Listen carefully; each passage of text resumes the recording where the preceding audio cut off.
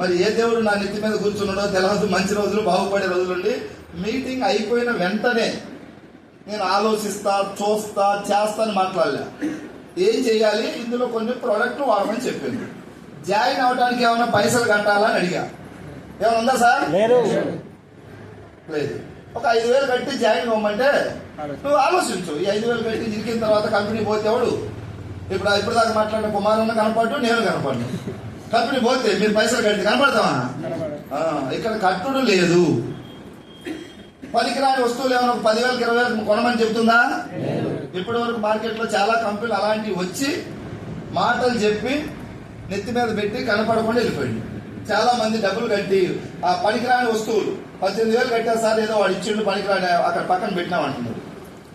ఎన్నో కంపెనీలు పైసలు కట్టి జాయిన్ చేసుకోండి, రైట్ లెఫ్ట్ చైన్ సిస్టమ్ లో ఉంటాయి.